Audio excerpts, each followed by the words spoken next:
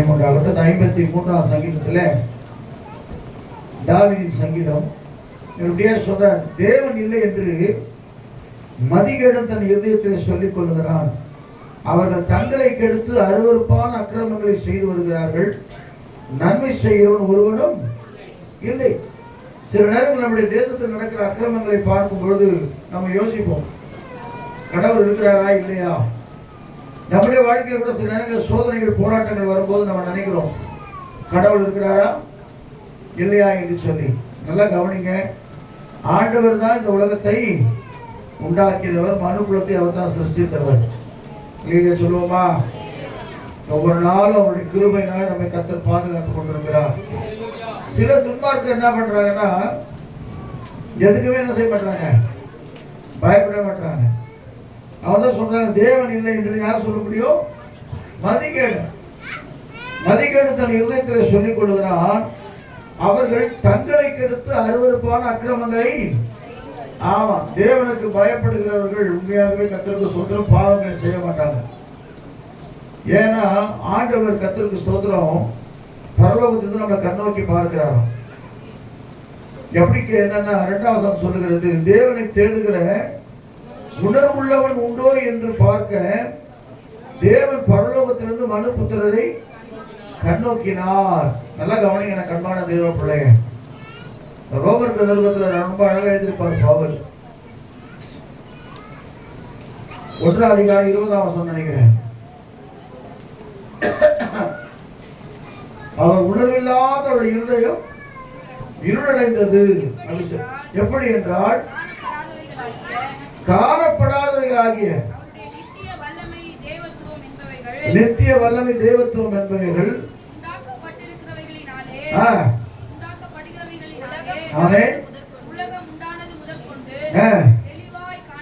தெளிவாய் காணப்படும். அவர் போக்கு சொல்ல இடமே இல்லை. அவர்கள் தேவனை அறிந்தும்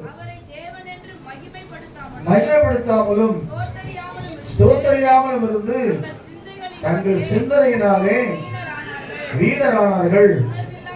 உணர்வில்லாத இருதயம் சொல்லுவோமா? ஒரு உணர்வு இருக்கணும், தேவனை தேடுகிற ஒரு உணர்வு நமக்குள்ள இருக்கணும். அந்த உணர்வு இருந்தால்தான் கர்த்தர் நம்மை ஆஸ்வதிக்கிறவராக இருக்கிறார். சொல்லுவோமா? இப்ப ஏன் வந்துருக்கீங்க? ஞாயிற்றுக்கிழமை நீங்க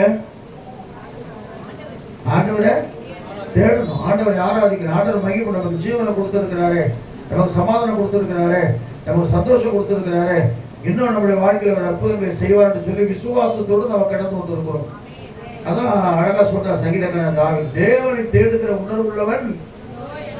ஏன்னா அந்த ஆதியாகமத்தின் புஸ்தகத்துல நோவா காலத்துல கர்த்தருக்கு ஸ்தோத்திரம், தேவனுக்கு மகிமை உண்டாகட்டும், அந்த உலகத்தை அழிக்க கர்த்தர் சித்தம் பண்ணார். ஏன் தெரியுமா? மனுஷனுடைய காரியங்கள் அவருக்கு ரொம்ப மனவேதனை உண்டாக்குன்னு சொல்லி பார்க்கிறோம். இதுக்கும் இன்னைக்கு கடைசி நாட்கள். நம்ம சொல்றோம்ல, சில பேர் அரசியல்வாதிகள் முதல் கொண்டு சாதாரண மனுஷன் வரைக்கும் நீங்க எதை குறிச்சும் பயப்படாம பலவிதமான பாவங்களை அக்கிரமங்களை மீறுதலை செய்து கொண்டிருக்கிறாங்க. நம்ம நினைக்கிறோம், ஆனா இது உண்மையை சொல்ற கர்த்தருக்கு செய்த கடைசி நாட்களா இருக்கிறபடினாலே ஆண்டவராக இயேசு கிறிஸ்து வரும்போது இதெல்லாம் நடக்கும். நிறைய சொல்லுவோமா? நோவாவின் காலத்தில் நடந்தது போலவே மனுஷகுமாரின் காலத்திலும் நடக்கிறது பைபிள். அதனால அதை குறித்து நம்ம கவலைப்படாதபடிக்கு தேவனை தேடுகிற பிள்ளைகளாய் நாம் காணப்பட வேண்டும் என்று சொல்லி வேதம் சொல்லுகிறது.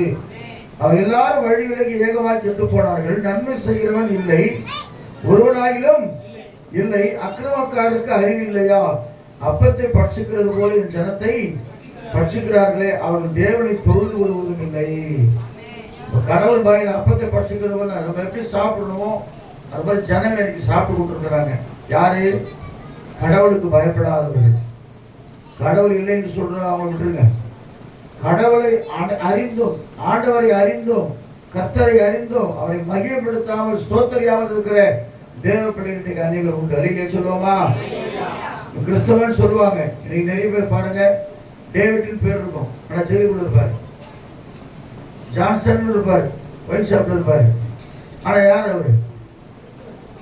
கேட்டா நான் கிறிஸ்டியன், நான் சர்ச்சுக்கு போறேன். அது இல்ல வாழ்க்கை. தேவனை தேடுகிற ஒரு உணர்வு உள்ளவர்கள் நிச்சயமா என்ன செய்ய மாட்டாங்க, பாவம் செய்யவே மாட்டாங்க. அப்படி பாவம் செஞ்சாங்கன்னா அவன் தேவனை தேடுறவங்க இல்லைன்னு அர்த்தம். உணர்வு இல்லாத இருந்து என்ன ஆயிடுமா? இருளடைஞ்சிடும், ஆத்மா செத்து போயிடும். அதுக்கப்புறம் கர்த்தரை தேடுறது ரொம்ப கஷ்டம். அதனால தான் அவர் சொல்றாரு, கர்த்தருக்கு ஸ்தோத்திரம், அப்படி தேவனை தேடுகிற உணர்வு உள்ளவர்களுக்கு என்ன நடக்குன்னு சொன்னா, உனக்கு விரோதமாய் பாளையம் இறங்கினுடைய எலும்புகளை தேவன் சிதற பண்ணுவார். தேவனை தேடுகிற பிள்ளைகளுக்கு ஆண்டவர் எப்போதும் துணையா இருக்கிறார். வெளியே சொல்லுவோமா? ஞாயிற்றுக்கிழமை தேடி வந்திருக்கிறீங்க, உண்மையாக உங்களுக்கு ஒரு பிளஸிங் காத்து கொண்டிருக்கு. ஒரு நாள் கர்த்தர் எல்லாவற்றையும் கண்ணோக்கி பார்த்து கொண்டிருக்கிறார். கர்த்தருக்கு ஸ்தோத்திரம். கொஞ்ச காலத்துல தேவனுடைய கோபம் பற்றி எரிய போகிறது. அவர் யாரெல்லாம் அண்டி கொள்ளுகிறாலும் அவங்க பாக்கியவான் சொல்லி வேறு சொல்லுகிறது. அந்த பாட்டை தெரியல, இப்ப அந்த பாட்டை பாடுறதே இல்லை.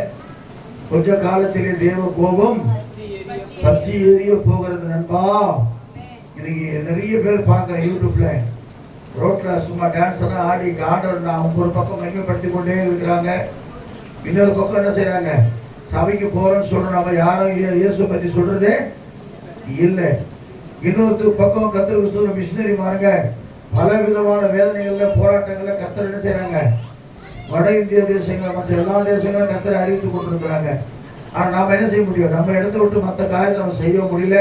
ஞாயிற்றுக்கிழமை வரும், பைபிள் எடுக்கிறோம், திரும்ப அப்படியே போயிட்டு திரும்ப ஞாயிற்றுக்கிழமை வரும். நல்லா கவனிங்க எனக்கு அன்பான தேவ பிள்ளையை, ஒவ்வொரு நிமிஷமும் தேவனுக்கு பயந்து நடக்கும் பொழுதுதான் ஒரு பெரிய பிளஸிங்கை கர்த்தர் வச்சிருக்கிறார்.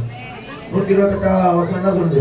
கர்த்தருக்கு பயந்து அவர் வழியில் நடக்கிறவன் எவனோ அவன் பாக்கியவன். கர்த்தருக்கு பயப்படும் போதுதான் கர்த்தருக்கு ஸ்தோத்திரம். கர்த்தருக்கு பயப்படுகிறவனுக்கு திட நம்பிக்கை உண்டு. ஏன் தெரியுமா? நான் கர்த்தருடைய என்னோடு கூட இருக்கிறார், நான் எந்த பாவமும் செய்யல, தேவன் என்னோடு கூட இருக்கிறார், இந்த கர்த்தர் உதவி செய்வார், கர்த்தரை ஆசீர்வதிப்பார், கர்த்தரை பலப்படுத்துவார், கர்த்தரை வழிநடத்துவார், தைரியம் இருக்கும். நீங்க சொல்லுவோமா? ஆனா நாம கர்த்தருக்கு விரோதமான காரியத்தை நம்ம செஞ்சோம்னு சொன்னா நம்ம கூட தைரியம் இருக்கவே எப்படி சொல்லுங்க? தைரியமா நீங்க எல்லாம் தப்பு பண்ணிட்டு கர்த்தர் என்னோடு கூட இருக்கிற சொல்ல முடியுமா? நம்ம இருதயமே நம்ம நியாயம் இருக்கிறதா இருக்கிறது. அதான் சொல்றேன், உனக்கு விரோதமாய் பாளையம் இறங்கினுடைய எலும்புகளை தேவன் சிதற பண்ணினபடியால் பயமில்லாத இடத்தில் மிகவும் பயந்தார்கள். நல்ல கவனிங்க, நமக்கு விரோதமாய் யார் எழுப்பினாலும் அவங்களுக்கு ஒரு பயத்தை கர்த்தர் உண்டாக்குவார். எப்படி சொன்னீங்களா? ஜெபம் பண்ணாலே போதும், கர்த்தர் உங்களுக்காக யுத்தம் பண்ணுகிறவராக இருக்கிறார். நம்ம யாத்திராக்கள் புத்தகத்தில் பார்க்கணும், மனுஷர்கள் யுத்தம் பண்ணாங்களா? பண்ணல. ஆனா கர்த்தர் அவர்களுக்காக யுத்தம் பண்ண. மோசே சொல்றான், நீங்கள் நின்று கொண்டு கர்த்தர் செய்யும் ரட்சிப்பு இன்றைக்கு பாருங்கள், இன்றைக்கு காண்கிற எகிப்தை நீங்கள் என்றைக்கும் காண மாட்டீங்க. கர்த்தர் உங்களுக்காக யுத்தம் பண்ணுவார், நீங்கள் அவ்வளவுதான். சும்மா இருப்பே நம்ம ஜெபம் பண்ணி கொண்டே இருந்தா போதும், ஸ்தோத்திர பலிகளை செலுத்திக் கொண்டே இருந்தா போதும். அவர்களுக்கு கர்த்தர் பயத்தை உண்டாக்கி நம்மை அவர் ஆஸ்வதிக்கிறவராக இருக்கிறார். அதையே சொல்லுவோமா? அதனால்தான் வசனம் சொல்லுது, சீயோனில் இருந்து இஸ்ரவேலுக்கு ரட்சிப்பு வருவதாக. தேவன் தம்முடைய ஜனத்தின் சிறையிருப்பை திருப்பும் பொழுது, உண்மையாகவே தேவனுக்கு தேடுகிற உணர்வுள்ள பிள்ளைகளுடைய வாழ்க்கையில் இருக்கிற சிறையிருப்பை கர்த்தர் திரும்ப போறார். ரெண்டு பேரும் இந்த கேள்வி கேட்டாங்க, பிரசன்ட் நான் சொல்றேன், கர்த்தருக்கு ஸ்தோத்திரம். ஒரு பெரிய சிறையிருப்புக்குள்ள பிசாசு நம்மளை வைத்திருக்கிறோம். கடன் என்கிற சிறையிருப்பு, அப்புறம் வியாதி என்ற சிறையிருப்பு, பலவீனம் என்கிற சிறையிருப்பு, அப்புறம் பாவம் என்ற சிறையிருப்பு, பல சாபம் என்ற சிறையிருப்பு. உண்மையாக சொன்ன தேவனை விசுவாசிக்கிற தேவனை தேடுகிற பிள்ளைகளுக்கு ஆண்டவர் தம்முடைய சிறையிருப்பை திருப்பி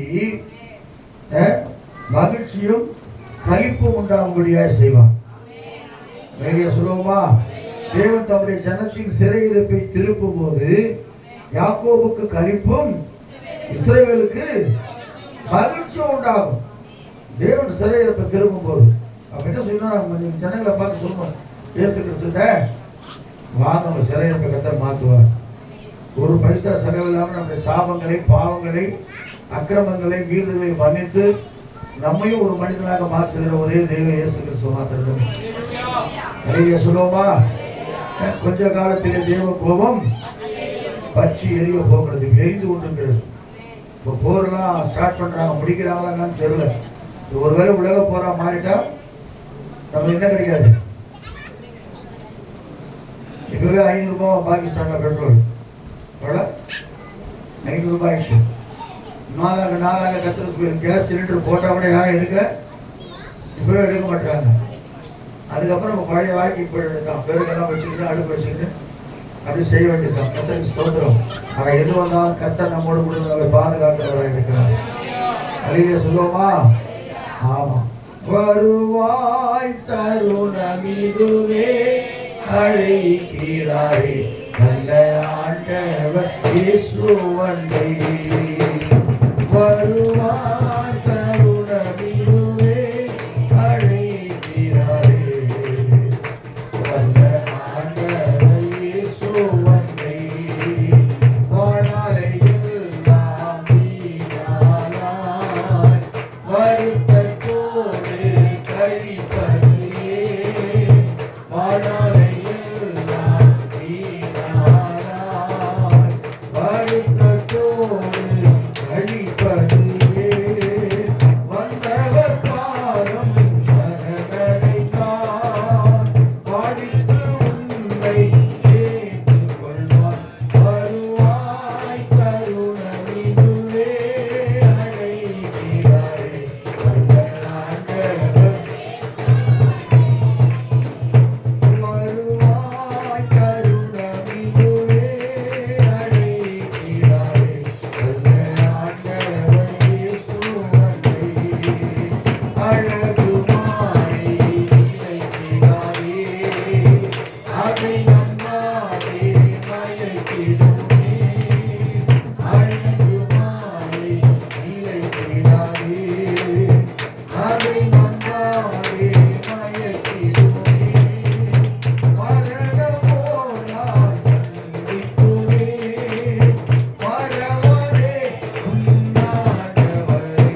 வருவாய் தருணம் இதுவே அழைக்கிறாரே.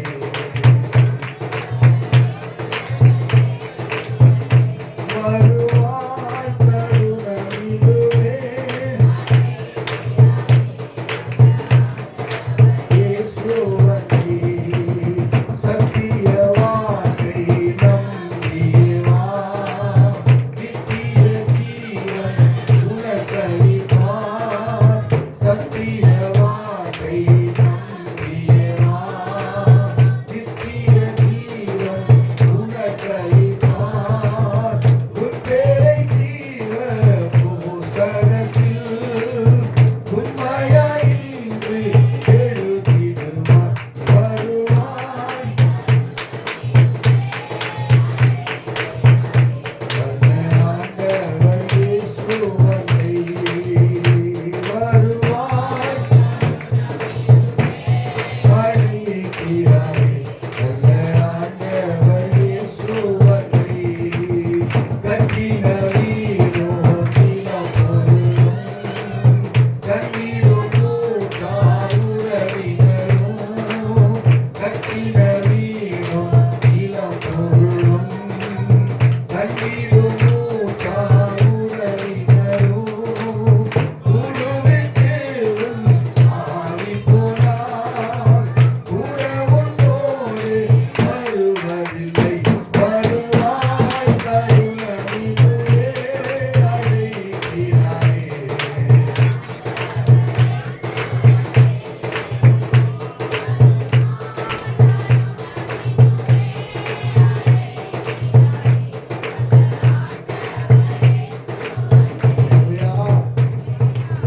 ஆமா, நிலையில்லாத உலகத்தில் வாழ்ந்து கொண்டிருக்கிறோம்.